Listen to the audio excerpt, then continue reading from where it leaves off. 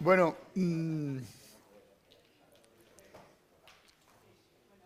si os parece, vamos a dar comienzo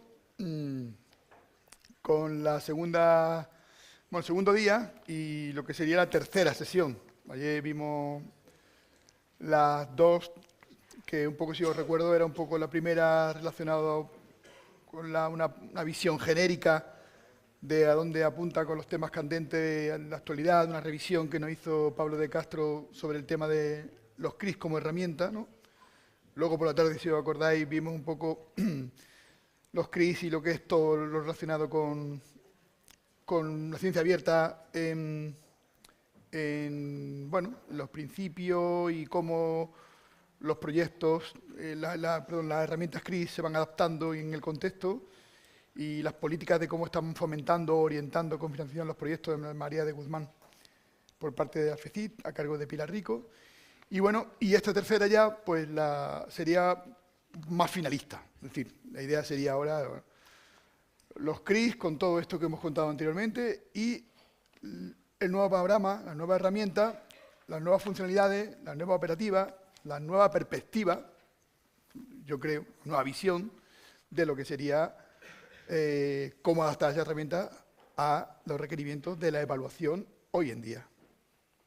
Está claro que hablar de evaluación hoy en día, estamos ahora mismo en plena transformación y todos los principios, hacía tiempo de Dora, su acción real en programas como Coara, de alguna manera nos están mostrando un escenario bastante, digamos, bastante nuevo.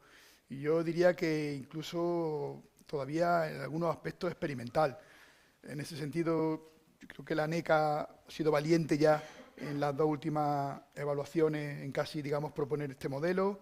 Muchas veces ayer ya hablamos algo de esto un poco indefinido, o por lo menos, más que indefinido, no muy bien entendido, por este caso por los investigadores.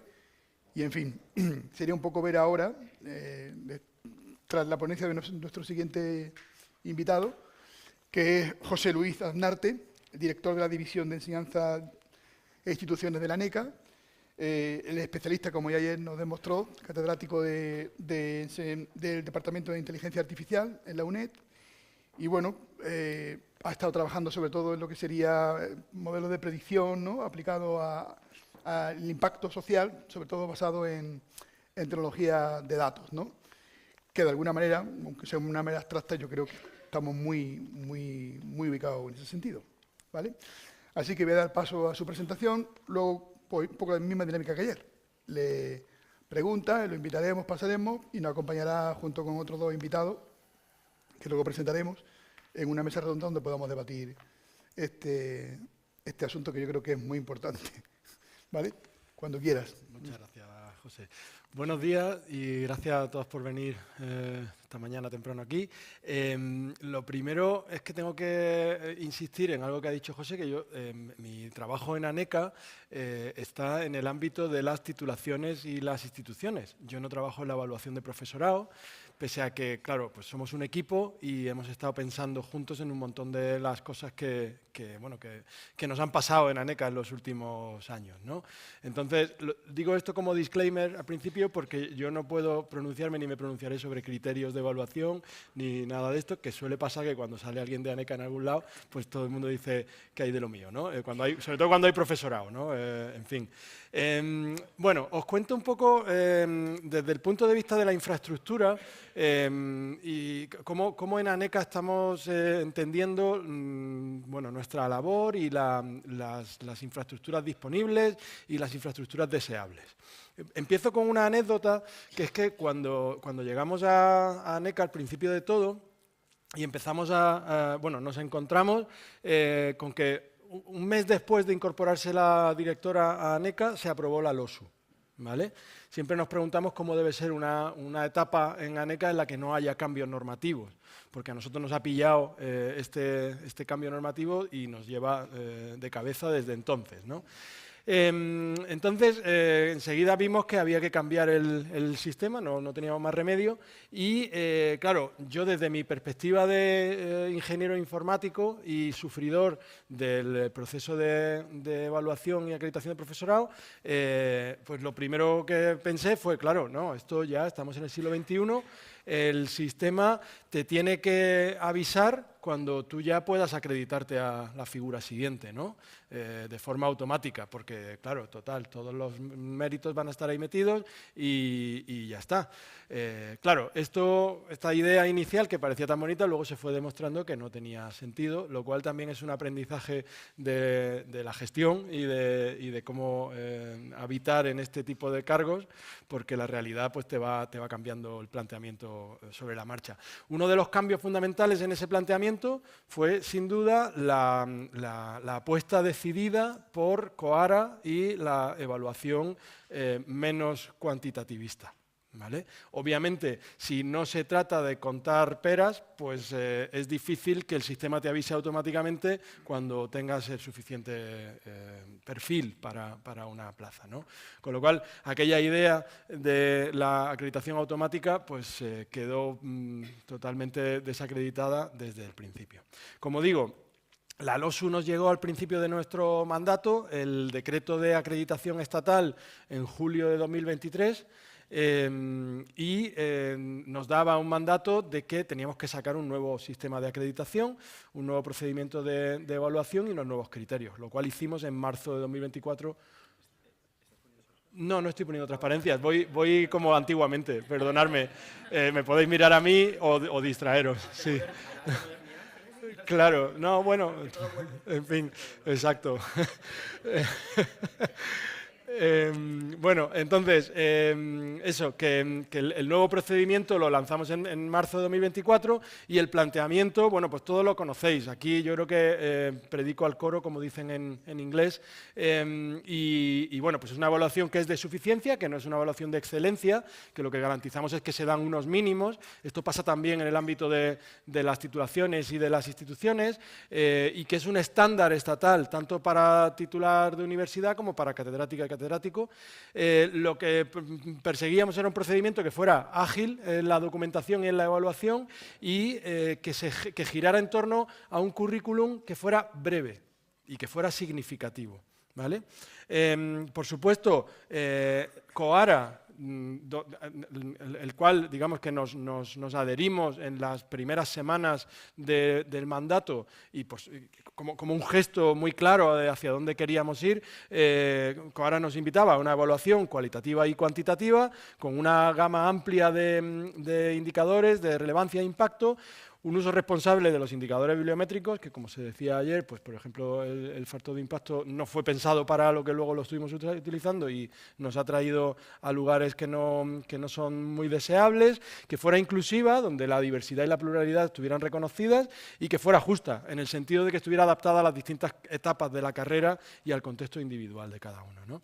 Entonces, diseñamos un nuevo procedimiento en torno a algunas claves, ¿no? Que voy a repasar muy rápidamente para dar este contexto y luego dedicarme a la parte que me interesa más, que es la infraestructura. ¿Qué queríamos hacer con esta reforma? Bueno, queríamos revisar las metodologías y los criterios de evaluación, un modelo que fuera menos prescriptivo y que girara también en torno al currículum narrativo, que basáramos la evaluación en un principio de veracidad, cosa que era un cambio cultural enorme respecto a lo que teníamos antes y que caminaba hacia una simplificación y hacia el uso de los repositorios, que como se comentó ayer, pues fue una cosa que hicimos, pero no se dijo que hicimos para cumplir la ley, que ya estaba, no hicimos nada más que eso. Reequilibrar la investigación y la docencia y repensar el concepto de liderazgo, impulsar la ciencia abierta como algo muy central en toda nuestra apuesta y el impacto social de la investigación, facilitar la apropiación del sistema de evaluación, que hubiera un proceso de deliberación pública. Sometimos los criterios a participación de toda la comunidad universitaria y fue absolutamente enriquecedor escuchar la opinión de esa multiplicidad y esa diversidad de profesorado y de situaciones que hacían que las aportaciones a ese proceso participativo fueran claves para mejorar la versión final. Fue muy enorgullecedor ver que había un gran descrédito al principio del proceso participativo, ya estos no nos van a hacer ni caso, y que luego cuando salió el documento final, pues hubo un comentario generalizado de ahí va, nos han hecho caso. Incluimos muchas de las cosas, pero porque tenían sentido, ¿no? Porque es muy difícil desde el centro ver todas las particularidades de lo que está pasando, ¿no? Hicimos una apuesta por cuidar a las personas que estaban en la primera etapa de sus carreras, favorecer también la concurrencia de profesoras e investigadoras, hicimos medidas de igualdad, conciliación e inclusión y modificamos la composición de las comisiones para ello. También hicimos una apuesta por respetar las tradiciones disciplinares, la la inter y la transdisciplinariedad en materia de producción científica, ¿no? Que era algo que también estaba un poco, digamos, por hacer, ¿no?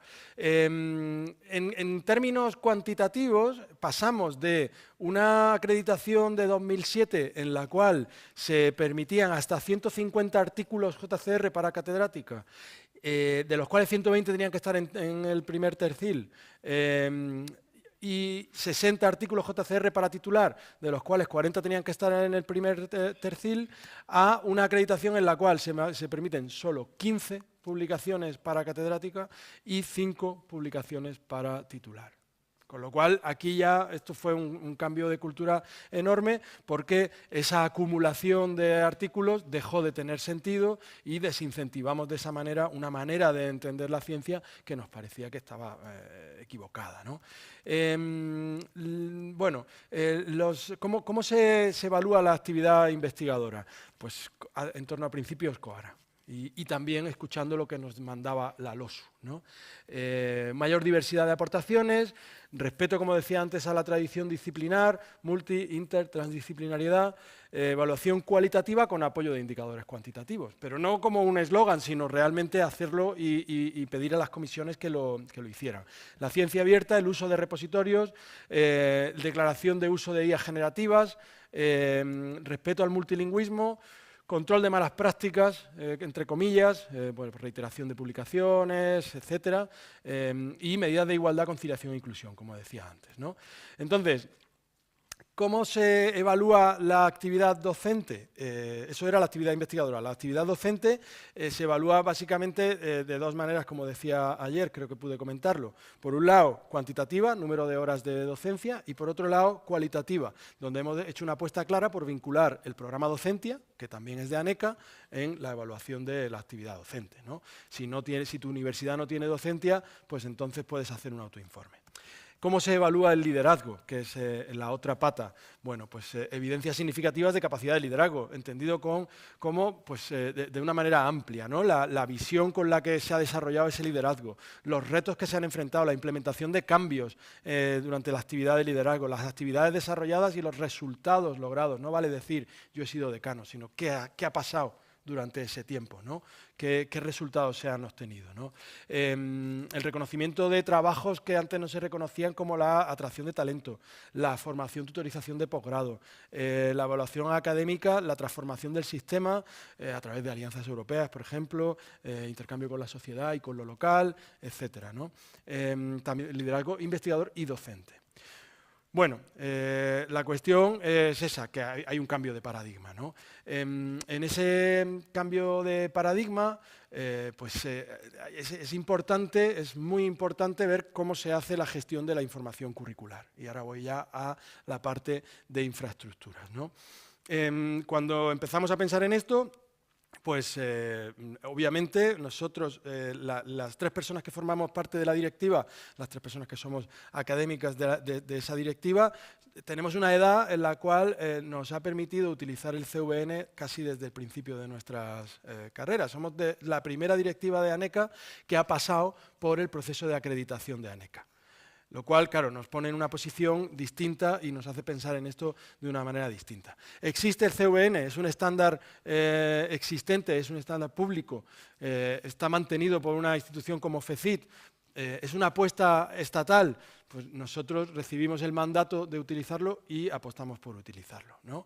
El CVN, como todos sabemos, tiene unas fortalezas y unas debilidades, y lo que voy a contar ahora es un poco como una devolución de la experiencia de 3 años utilizando este sistema para hacer la evaluación en ANECA.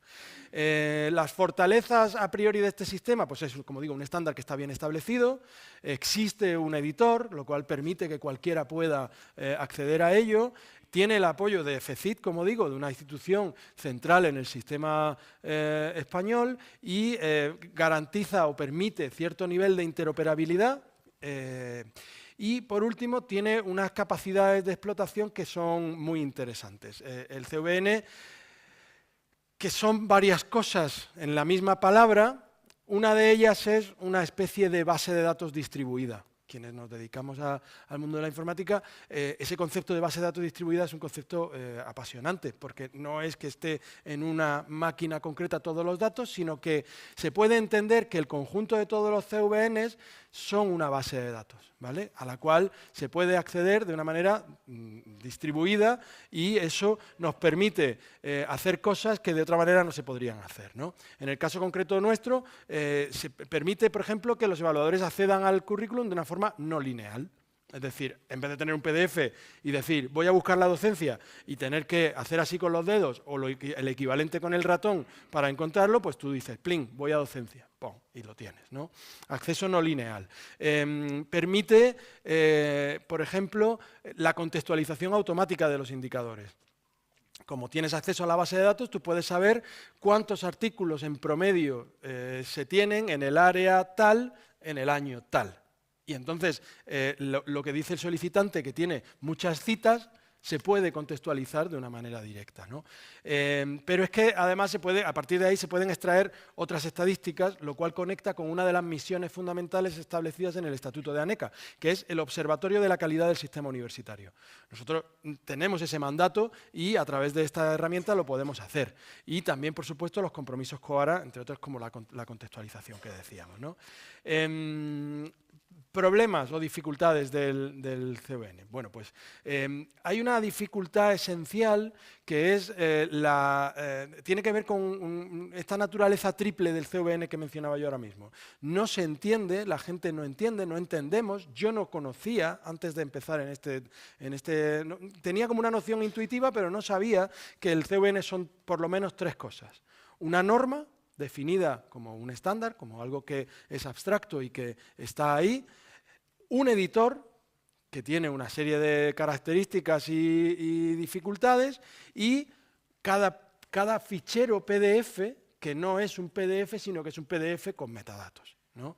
Estas 3 cosas no es fácil que la gente entienda y luego me encantará escuchar cómo lo veis vosotros, si tiene sentido que, por ejemplo, el PDF lleve los metadatos de forma transparente al usuario, ¿no? Lo hablábamos ayer. Igual habría tenido más sentido que hubiera 2 tipos de declinación de ese currículum, uno en PDF y otro en metadatos, ¿no? Por ejemplo. Esa dificultad de comprensión de las 3 naturalezas dificulta también la relación de las personas con el sistema. Luego, en su naturaleza de editor, cuando todo el mundo habla, no, es que el CVN es que es un rollo. No, lo que puede ser un rollo puede ser el editor, porque es una tecnología antigua, es una tecnología que no está orientada a la automatización ni a la experiencia de usuario. Bueno, sí, a la experiencia de un usuario de hace 20 años, casi del siglo pasado. Entonces, claro, esa es una de las dificultades, ¿no? Luego, la naturaleza de norma del CVN tiene una característica fundamental, que es una norma centralizada. Y eso hace que haya un cuello de botella y que desplaza una carga enorme sobre quien gestiona esa norma, que es en este caso FECIT, ¿no? Eso le dota de una falta de flexibilidad o de una rigidez, que es algo consustancial a una norma, y esto no hay que perderlo de vista, pero que se puede gestionar de varias maneras y que se hizo una apuesta por la centralización que igual no era necesaria, ¿no? Tiene el editor en concreto una curva de acceso muy empinada, al principio cuesta mucho, y esto es algo que nos pasa todo el rato. Compartimos mesa para hablar de estos temas con gente de distintas edades y hay señores más mayores que yo que dicen, es que eso es imposible, yo me pongo ahí y me muero. Y claro, yo digo, yo lo hice una vez, hace 20 años, y me vengo beneficiando de eso desde entonces. Hay una diferencia en la forma en que te relacionas con el asunto según por dónde empieces, ¿no? Esa curva de acceso, pues evidentemente es difícil y es difícil de explicar. Y como digo, pues esa centralización también es problemática en el sentido de que, en general, las cosas que son centralizadas, pero que se usan por mucha gente distinta, pues pueden provocar cuellos de botella. Y quizá eso es lo que tenemos ahora mismo, ¿no? Entonces, ¿cómo, después de esta experiencia que tenemos en Aneca en los últimos años, cómo sería un editor, una norma y unos PDFs que estuvieran a la altura de los tiempos y que permitieran hacer lo que necesitamos hacer, ¿no? Esta es la pregunta que nos hacemos. Y esta pregunta pues le llevamos dando bastantes vueltas porque, claro, es nuestro día a día, ¿no?, gestionar ese editor. Aneca pasó de tener un editor propio hace unos cuantos años a hacer esta apuesta por el CVN para no duplicar una cosa que el Estado estaba manteniendo dos funcionalidades paralelas y bueno, pues en este tránsito hemos aprendido unas cuantas cosas, ¿no? Entonces, la pregunta que yo quiero compartir con vosotros y que me gustará mucho que la comentamos, voy a intentar agilizar para dejar tiempo para que luego podamos hablarlo, es esa: ¿cómo sería ese editor, cómo sería esa norma y cómo serían esos PDFs, ¿no? En concreto con el editor, nosotros hemos como pensado una serie de principios básicos que tendría que cumplir. Y me parece que este es el foro idóneo para compartirlos y que me deis ese feedback. Un enfoque centrado en el usuario. La interfaz tiene que ser intuitiva, los procesos tienen que ser simplificados, que lo que hagan es ahorrar tiempo. Ahorrar tiempo al solicitante y ahorrar tiempo de gestión curricular en general. Eso como primer principio. Segundo principio, interoperabilidad y estándares abiertos. Necesitamos que esto sea algo que sea compartible, que sea una apuesta de sistema, que no vaya Aneca de nuevo a un silo donde nosotros teníamos nuestro editor y que esto, claro, no, existe CVN y la virtud es esa, que es interoperable y que es un estándar más o menos abierto, ¿no? Esa apertura es esencial para la adopción del sistema, ¿no? Sabéis que en el sistema español no todo el mundo utiliza CVN. ¿Por qué? Bueno, esa es una gran pregunta, ¿no? Pero bueno, tiene que estar interconectado con sistemas como ORCID, como ROR, como OpenAlex y CRIS, ¿no? Las plataformas institucionales tienen que estar conectadas ahí de la manera más directa y fácil posible. No he mencionado, como veis, plataformas comerciales. Bueno, también podrían estar conectadas, pero nos parece más secundario. Tercer principio, automatización inteligente. No digo inteligencia artificial, digo automatización inteligente. Todo lo que pueda automatizarse se tiene que automatizar. Si puede ser de forma determinista, mucho mejor, ¿vale? Algoritmos que completen, que sugieran, que validen información mediante análisis semántico y a partir de fuentes vinculadas y verificadas, ¿vale? Como digo, no tiene sentido pedirle a un chatbot que vaya a buscar el índice de impacto de algo cuando ese índice de impacto se puede obtener con una API. ¿Vale? Todo lo que sea posible hacer de forma determinista tiene que hacerse de forma determinista. Y tiene que hacerse quiere decir que hay que evitar a toda costa que una persona tenga que meter tiempo en buscar un dato que se puede obtener de forma automática. Ese tiene que ser el principio. Los datos tienen que ser verificables y trazables. ¿Qué os voy a contar, ¿no? Tiene que haber un registro de procedencia, de fecha y de estado de validación de cada elemento en particular. Cada elemento curricular tiene que tener una matrícula y a esa matrícula tiene que asociársele un histórico, donde se pueda verificar el origen de fuentes confiables, la verificación manual, de manera que, como decíamos ayer, un mérito pase por delante de una persona, esa persona le ponga un sello de validez y esa validez se extienda por todo el sistema sin que sea necesario que otra persona lo vuelva a validar, ¿no? El hecho de que haya una matrícula única permite esto, ¿no? Esa verificación manual tiene que ser trazable, se tiene que saber cuándo y por qué se hizo eso, ¿no? El sistema tiene que ser escalable y sostenible, por supuesto, ¿no? Tiene que tener una arquitectura modular, que sea segura, que sea adaptable, porque las políticas de evaluación cambian y mañana podemos encontrarnos con que tenemos un sexenio de transferencia y ahora qué, ¿no? Y tiene que estar concebido para eso, para poder responder a este tipo de cosas. Para eso nos parece esencial una apuesta por el software libre, no como una idea general, sino como una materialización de la Estrategia Nacional de Ciencia Abierta, en la cual además es un beneficio directo para el propio sistema. ¿Por qué? Porque, como lo decíamos ayer un poco de broma, el colectivo de usuarios y usuarias de este sistema tiene un porcentaje de frikis mucho mayor que la población normal. Hay muchísimos profesores y profesoras de informática que están dispuestos a dedicar 6 horas a hacer algo para no repetir 3 veces la misma cosa, ¿no?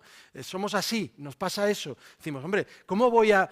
Claro, para mí una cosa que me sublevaba era ¿cómo voy a tener que decirle yo al sistema el orden de mi nombre en una cadena de caracteres que son los nombres de autoras de un artículo? ¿Cómo voy a tener yo que decir a un sistema automático cuyo origen, cuya naturaleza está en hacer ese tipo de tareas? Detecta mi nombre en la lista de autores y di si soy el primer autor o no. Déjame en paz. Bueno, pues eso, con el software libre, vamos a permitir que el sistema mejore por sí mismo, porque los usuarios lo van a mejorar. Y en relación con el software libre también, esto tiene que tener una gobernanza abierta y colaborativa, como son los proyectos de software libre.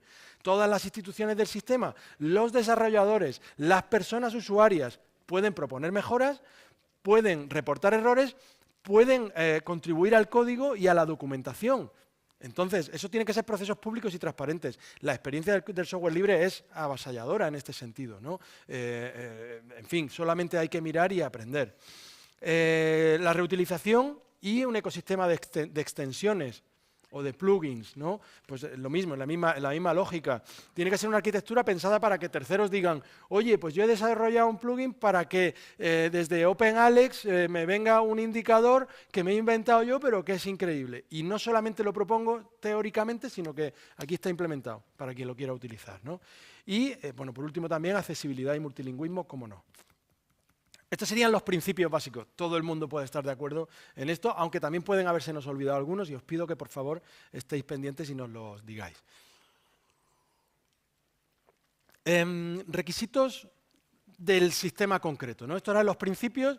¿Cuáles serían los requisitos concretos del sistema que nos gustaría tener? Bueno, primero, la autenticación y la forma de entrar al sistema tiene que ser con clave y con el single sign-on de las universidades. Punto. ¿No? ¿Quién quiere una contraseña nueva para acceder al currículum? Imposible. Pero además tiene que permitir otras vías como Shibboleth o OpenAthens o lo que sea, ¿no? También tiene que haber un mecanismo alternativo para quien no tenga certificado electrónico y no tenga acceso a este tipo de cosas, porque hay esos casos, ¿no? Y nos interesa cuidarlos, por ejemplo, personal extranjero. Eso tiene que ser así. El sistema tiene que permitir la gestión del ciclo integral de vida del currículum, ¿vale? Hay que permitir que se cumplimente un nuevo currículum desde cero, plantilla en blanco, pero sobre todo que esa plantilla en blanco se rellene con datos de ORCID, así, y que se rellene con datos de OpenAlex y que se rellene con datos de los CRIS, así, y ya, y que eso cuando tú entras ya lo ves. Ya la curva de entrada es que es absurdo si esa información está digitalizada. ¿Cómo no la vas a tener ahí? Que luego, que te permita cargar, importar en el sistema un archivo generado por esa herramienta o por otra, un CVN, y que todo eso se cargue ahí, ¿no? Inmediatamente. Y, por supuesto, también un control de borradores donde tú puedas recuperar un borrador y volver a trabajar, bueno, pues como las herramientas normales de hoy en día. Es que parece que estamos pidiendo la luna, pero son cosas que hacemos cotidianamente, ¿no? Entonces, el sistema tiene que permitir la creación, edición, duplicación, archivado, validación, eliminación de versiones, ¿no? del currículum. La gestión de versiones está súper estudiada en el ámbito de la informática. Existen herramientas buenísimas para comparar dos documentos. Esa comparación tiene que ser a nivel de frase, por lo menos.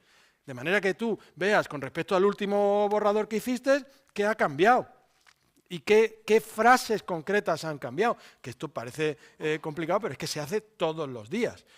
Tiene que permitirte gestionar las múltiples versiones, pues por convocatorias, por finalidad. Claro, un currículum, todo el mundo que ha hecho un currículum sabe que hay que adaptarlo al sitio concreto, ¿no? Y pues que tiene que haber definición de estados, borrador, enviado, validado, etc. Esos borradores tienen que persistir y tiene que controlarse qué pasa con esos borradores. ¿Qué ocurre? Que no es necesario que todos esos borradores residan en un lugar central. Si asumimos que esto está descentralizado, es que ese borrador puede residir en una cookie en tu sistema, puede residir en tu OwnCloud, en tu OneDrive o como sea de tu institución, con un fichero que para ti es transparente, pero que tú conectas el editor con ese almacenamiento y ahí está la cosa. Y, por supuesto, pues también debe permitir que se almacene en el propio sistema si así lo elige el usuario y si así se decide. Pero no es esencial. No tiene ningún sentido, como pasa ahora, que FECIT tenga 4 millones de currículums, o 5, o 3, no sé cuántos son, pero muchos millones de PDFs. ¿Para qué? Esos PDFs, ¿no? Si lo importante es la información, no la declinación concreta de cada... Entonces, ese control de versiones pues, te permite recuperar versiones anteriores, comparar cambios, etcétera, ¿no? Interoperabilidad, pues como decíamos, APIs abiertas y protocolos de interconexión, ORCID, OpenAlex, repositorios institucionales, plataformas europeas como Funding and Tenders y demás, por supuestísimo los CRIs. Esa sincronización tiene que ser bidireccional y automática en el caso ideal, ¿no? Y hay que poder configurarlo de forma granular, que decimos en informática. No es todo, voy a elegir qué cosas concretas puedo y quiero llevarme de un sitio a otro, qué cosas quiero llevar a ORCID directamente desde mi currículum y al revés. Y esos datos hay que hacer lo que le llaman sanitización, normalización y enriquecimiento, pero de nuevo, con granularidad. Tú dices, vale, bien, yo he subido los datos desde mi CRIS y ahora quiero complementarlos con una cosa que he encontrado en OpenAlex o con todo lo que hay en OpenAlex. Bien, ahí hay un problema que es insalvable, que es que a lo mejor te encuentras con un muro de 120 aportaciones que tienes que fusionar, porque vienen de dos sitios distintos. Pero ¿qué nos impide plantear eso como una tarea que se puede hacer a lo largo del tiempo? Y al usuario decirle, mira, tienes 150 cosas que fusionar, vamos a hacerlas de 10 en 10 o al ritmo que a ti te parezca, cada vez que entres haces 3. Y entonces lo que no se pueda resolver automáticamente, pues se pide el input del usuario. Pero claro, esto se puede hacer de muchas maneras, no vale, o sea, no pensamos que un muro de texto con 150, eso claro, eso echa para atrás a cualquiera. Hay que facilitar esa tarea de detectar, eliminar o fusionar duplicados. Permitiendo seleccionar cuál es la fuente más completa, la que más verdad tiene, la que está validada, ¿no? y enriquecer lo existente con las fuentes, pero de forma automática, insisto. Todo lo que se pueda automatizar. También en ese sentido de automatización, pues claro, si he publicado un artículo, jamás voy a tener yo que meter ese artículo en el sistema, ¿no? El sistema va a buscar ese artículo, lo va a encontrar, va a decir, oye, que tienes un artículo nuevo, ¿sí o no? Sí, pues venga, te lo meto, ya está. ¿No? Por Dios. Y luego, aquí ya entramos en terrenos más resbaladizos. Relleno asistido de campos a partir de metadatos o asistencia para la redacción de narrativas.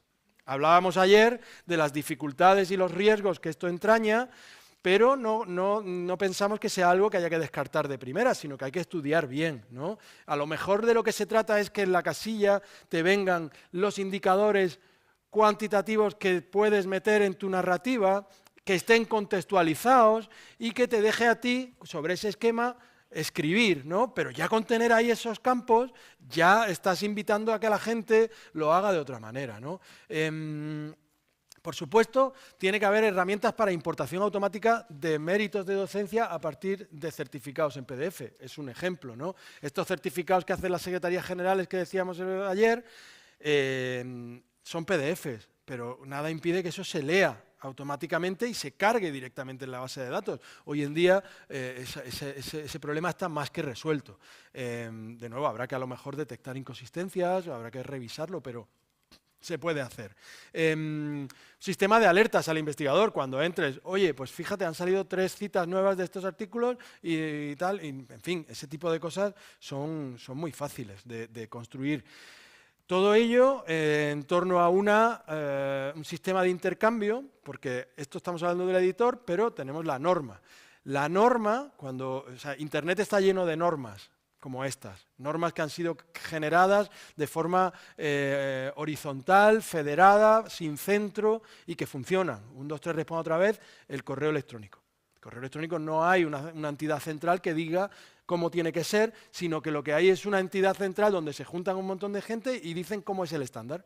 Y ahora, tú mandas un correo y si tu sistema está bien configurado, ese correo llega.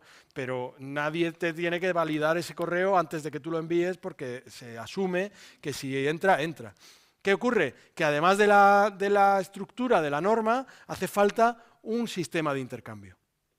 Pepe, tú lo llamabas ayer una capa de transporte. Esa capa de transporte es definir para cada uno de los campos cómo se comunica ese campo con las distintas fuentes, con los CRIS, con ORCID, con tal, y eso que se llama una API en el lenguaje informático es algo que se hace de papel y lápiz y que se especifica, una especificación y ya está. Esa API tiene que estar documentada públicamente para que cualquiera pueda hacer un sistema de recuperación, ¿no? de aportaciones, de lo que sea.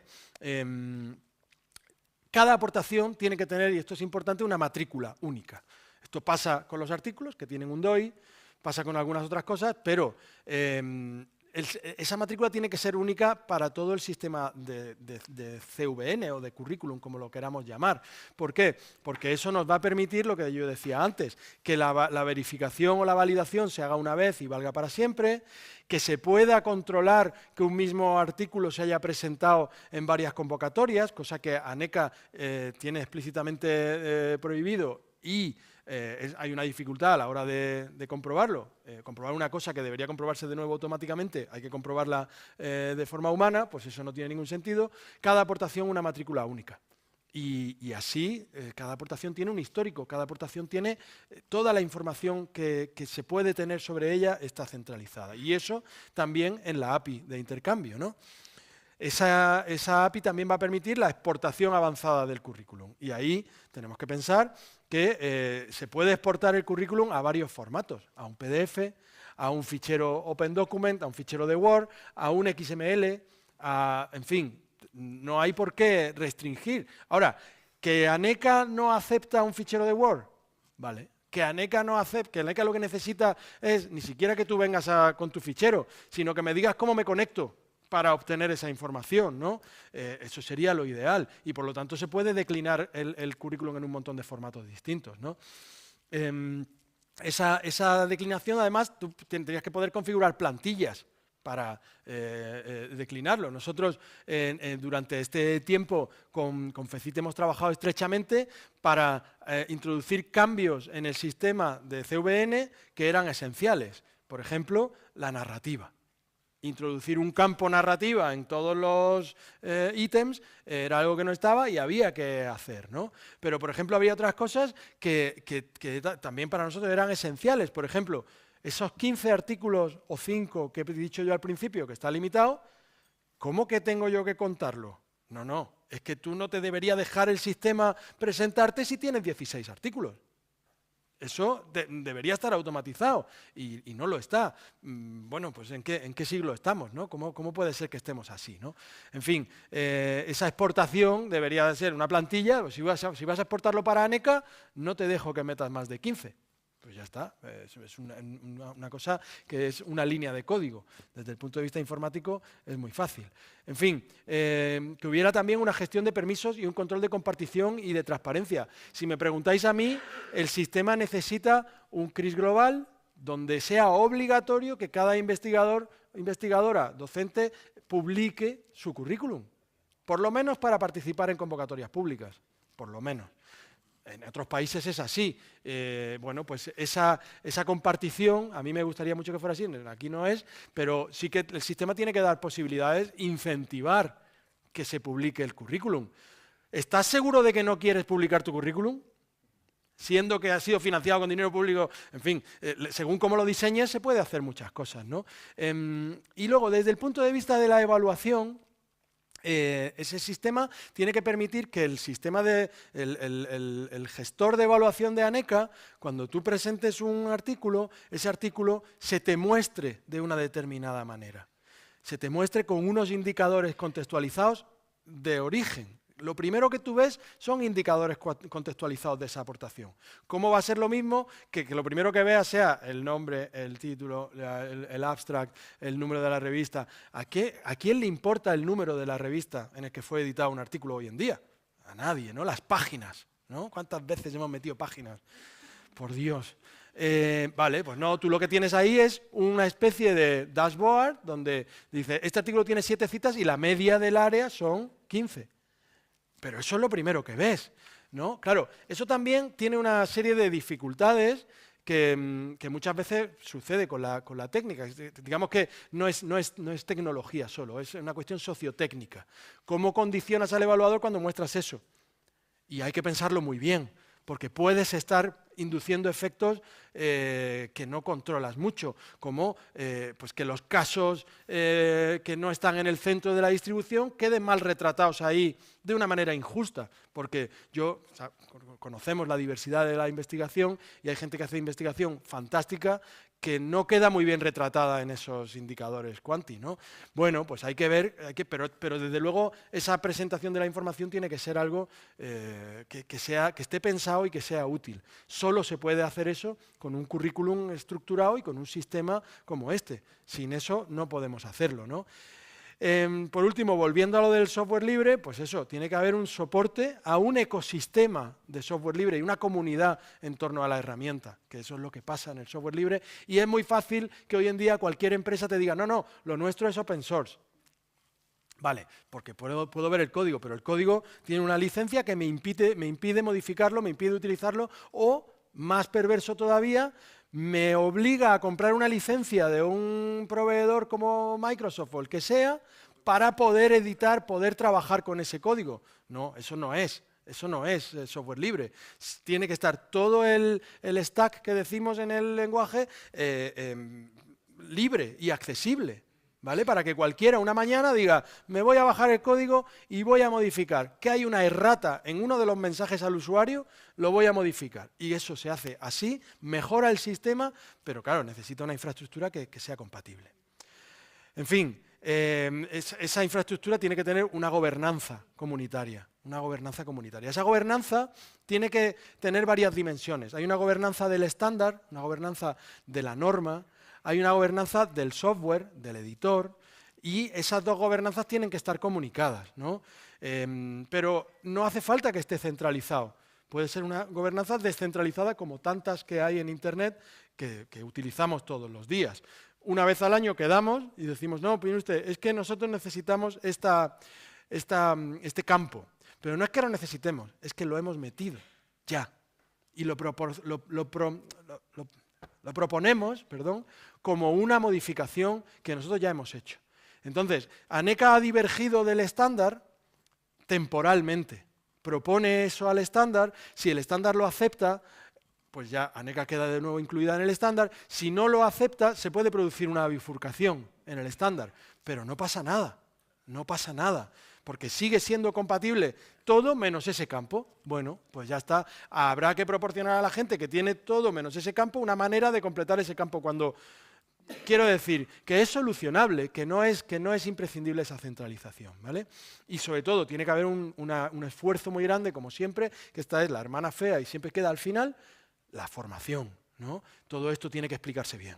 Todo esto tiene que llegarnos a todos los actores, desde las personas solicitantes, las bibliotecarias, las gestoras, todos los agentes que intervienen en el proceso. Tiene que quedar muy claro y hay que evitar una situación como la anterior, en la cual CVN nadie sabe lo que es. ¿Vale? Bueno, pues todo esto son algunas de las ideas que nosotros hemos ido recopilando en los últimos tiempos. Me he alargado un poco más de la cuenta, pero podría alargarme bastante más porque, como veis, le hemos dedicado bastante tiempo a pensar en esto. Entonces, de lo que se trata es de que en foros como este, donde estáis gente que tenéis vasta experiencia en estos sistemas, pues nos contéis también qué os parece para ir construyendo esto de forma participada, que es la única manera en la que esto puede funcionar, ¿vale? Así que, por favor, contadme. Ahí parece que hay una primera palabra. Bueno, como seguidor de CVN, hace más de 20 años, creo que como todos, es la primera alegría que he visto que se podía poner el formato ANECA, hace poco. Y ahora todo lo que ha comentado está implementado o todavía no. ¿O cuándo se va a implementar? No, como he dicho... Yo creo que una alegría. Como he dicho, claro, esto es las conclusiones que sacamos a partir de la experiencia de uso de la herramienta existente. Esto es una carta a los Reyes Magos.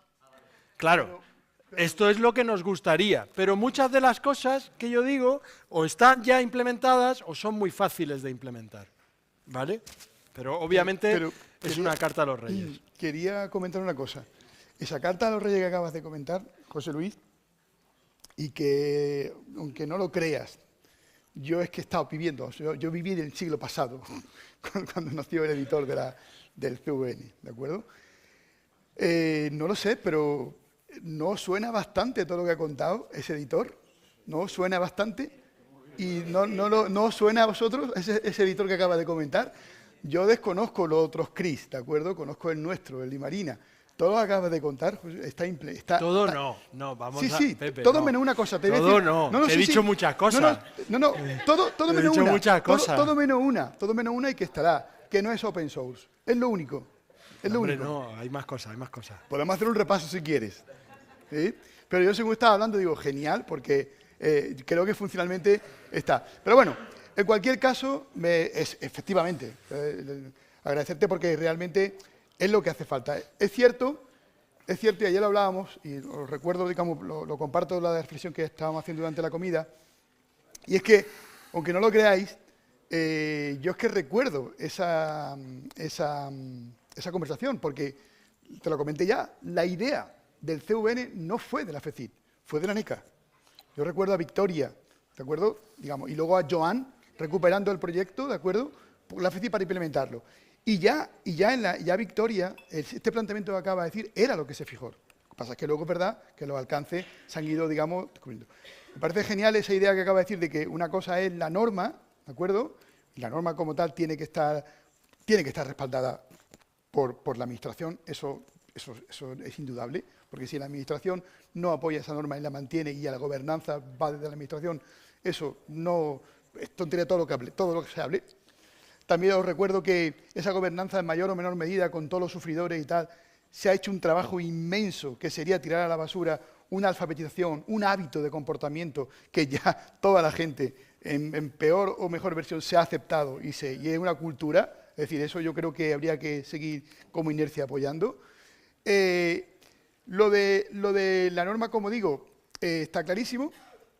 También esa norma permite lo que hemos hablado, o sea, ahí fue el error. Claro que es verdad que también en el siglo XX, digamos, las diferentes, lo que yo llamo expresiones curriculares, que cada uso que se vaya a hacer necesita de esa norma tan grande, presentar los datos de una manera determinada y de manera selectiva.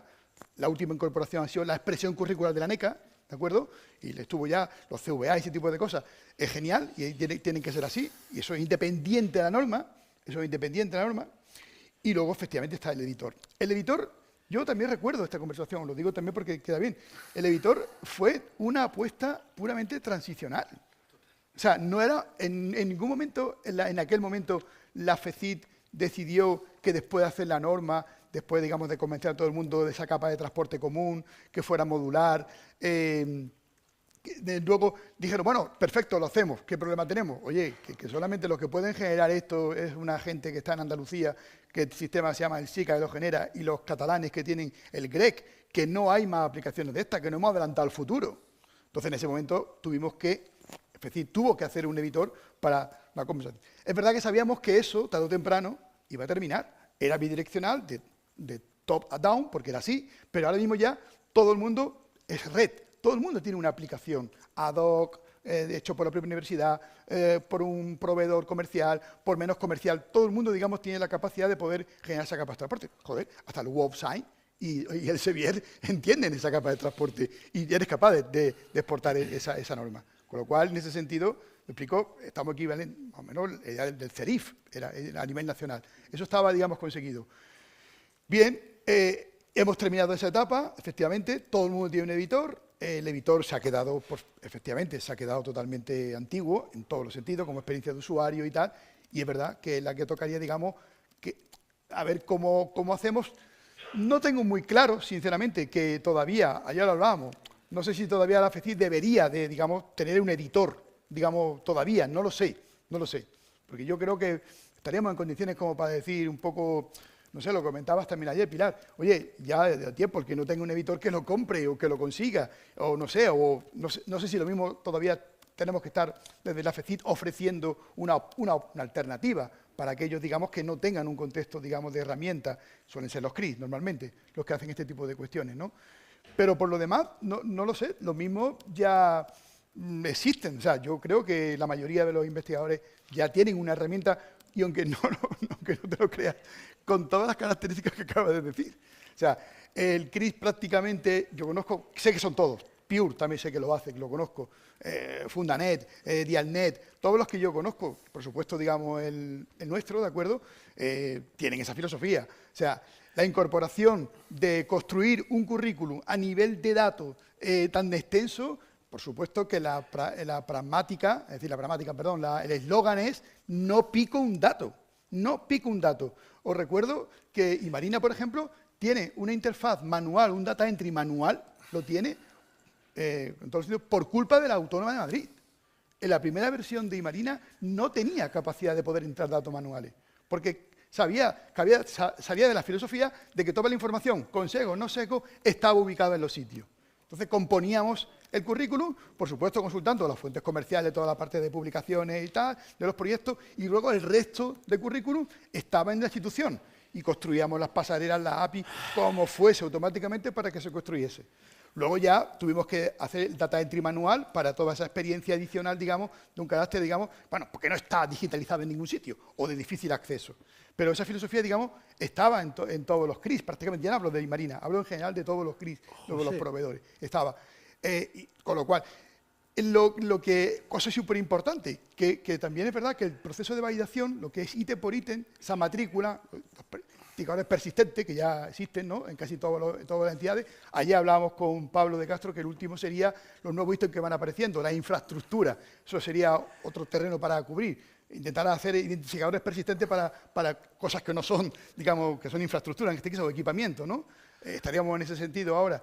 Pero Sketch, por ejemplo, en Estados Unidos o cosas así, sería genial. No sé si contempláis esto.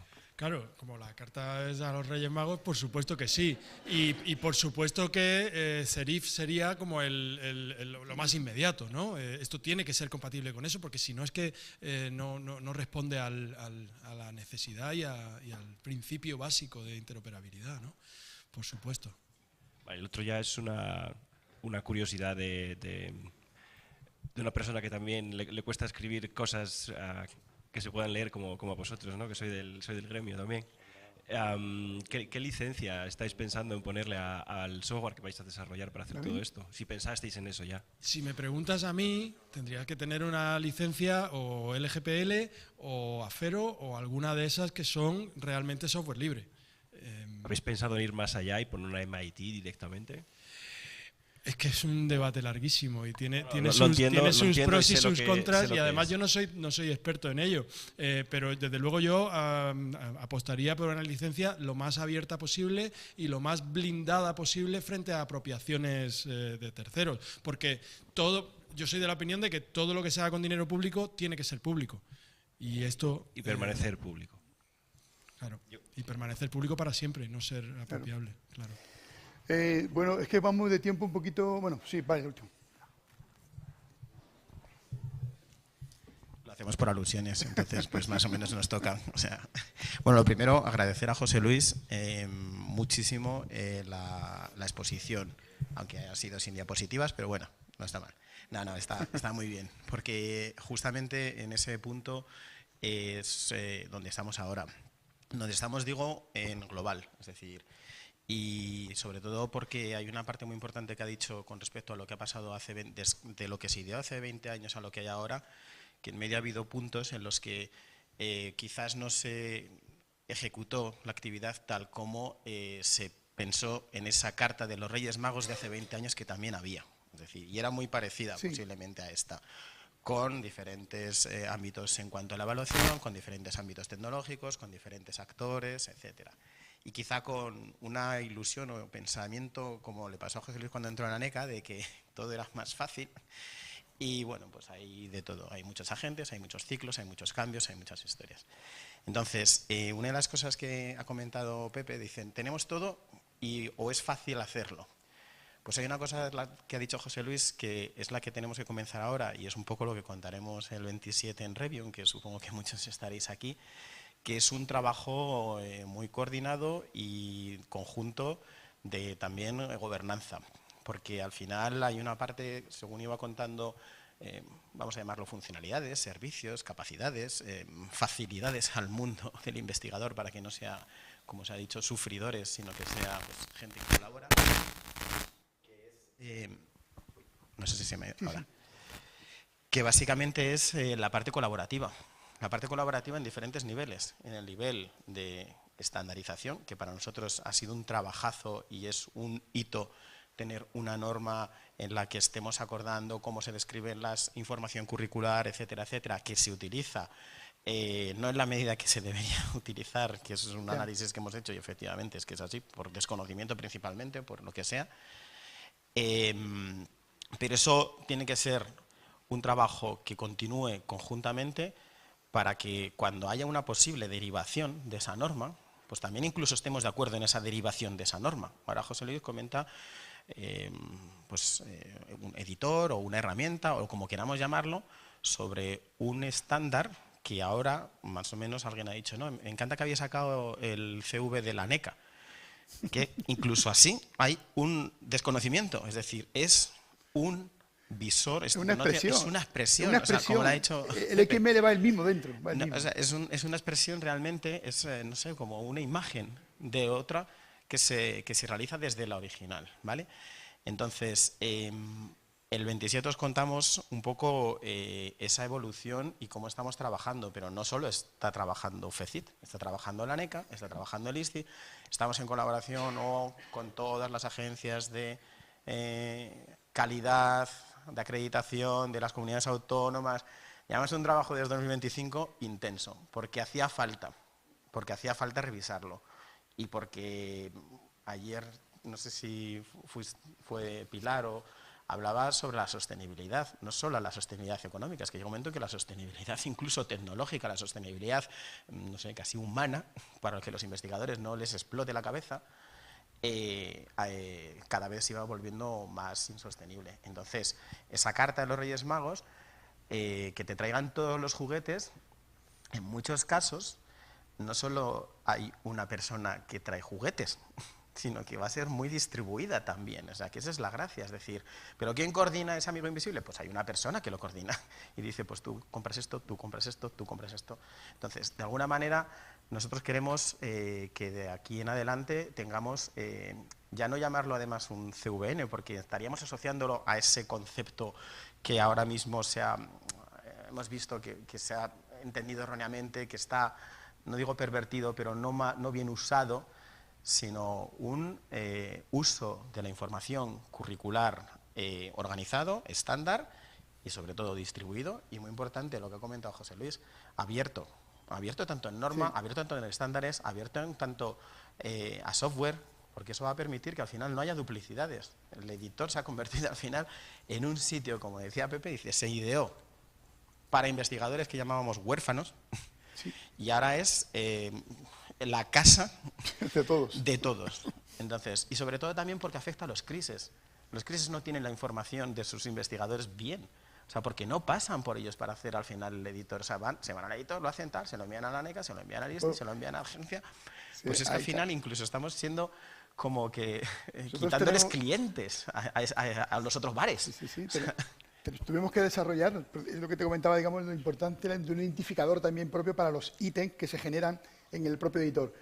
Tenemos en muchas instituciones, utilizan como editor el CVN y cuando lo acaban, la última versión, lo importan al CRIS. Claro. Lo importan al CRIS. No, y viceversa, es decir, hacen cosas en el CRIS y Bueno, como no tienen toda la información para la ANECA, te van al editor. Sí. Y entonces el editor además permite que tú guardes hasta 10 PDFs. 4 millones y medio, es decir, es como... Muy interesante, la verdad es que yo no tenía planteado, si no hubiera yo planteado... yo tampoco, pero hubiera el 27... planteado una sesión específicamente solamente para el tema CVN, la verdad es que no lo teníamos planteado. Ha sido José Luis, que ha estado bien. El culpable es José Luis, pero interesante.